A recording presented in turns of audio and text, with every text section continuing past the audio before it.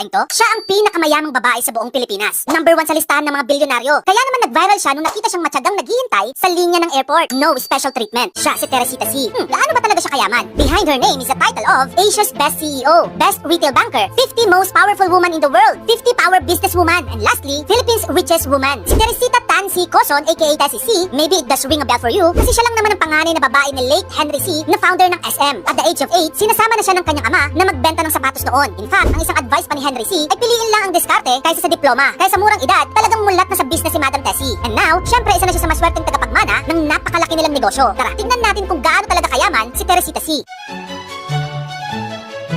Well, here goes the list of her multiple business. Una, meron siyang SM Investment Corporation. Ang worth nito, 40.2 billion pesos. Ito ang unang negosyo na kanyang namana from her father since 1979. O, diba? First business pa lang big time na. Dahil if hindi mo pa alam, ang SM Investment Corporation ay ang Philippine largest publicly traded holding company, meaning marami itong hawak na kumpanya na kung saan sila ay nag-e-invest in terms of retails, banking, mining, even properties. Sunod naman ang BDO Unibank. Ang worth nito, 20.94 billion pesos. O, ito, hindi na naman biro dahil alam nyo naman na ang BDO ang pinakamalaking bangko sa Pilipinas in terms of total resources, capital loans, total deposits, and assets under management. Siya ang chairman nito. Simula pa noong 2010. And as you can see, patuloy pa rin ang mga tumatangkilik sa serbisyo ng BDO, kaya naman hindi nakapagtataka ng BDO ay worth 20.94 billion pesos na as of June 2024. Sunod naman ang Bellevue Properties Incorporated. Ang worth nito ay 1.35 billion pesos. Pati real estate di pa pinalampas, di ba? Nako, malulula ka sa dami ng ari-arian ng Bell Corporation. They are an A-listed company engaged in property development with high-end leisure and has various investment holdings. Kasama pa dito mga gaming resort gaya ng City of Dreams Manila at Tagaytay Highlands. Teresita C is the director of this company and she's definitely here to prosper every business she owns. Ayan ang ating big 3 company na kanyang pagmamayari. Well, take note lang ha, na hindi pa kasama dyan ang kanyang 26 different companies kung saan siya ang head in another 23 companies na kung saan siya ang director or board member.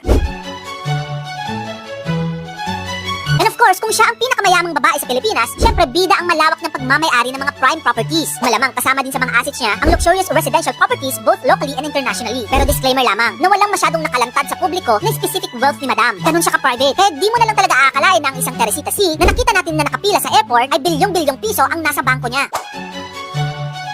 And now, ito ng pinakahihintay niyong lahat. Magkano nga ba ang total na yaman ni Teresita C? Well, the answer is nasa tumataginting na 130.56 billion pesos ang net worth ni Teresita C as of 2024. Grabe, no? O, diba? Even the richest wait in line. Wala siyang VIP treatment kaya sa mga ibang mayayaman dyan o nag-feeling mayaman. Nako, good example si Teresita C na kahit gaano kakayaman, numero 1 pa rin dapat ang pakikipagkapwa-tao. Lalo na pag nasa pampubliko kang lugar. Kung gusto mo pa naman ganito pang klaseng content tungkol sa kita ng mga idol mo, dito lang yan sa channel ko, kaya follow ka na. Yun lang, maraming salamat sa panonood.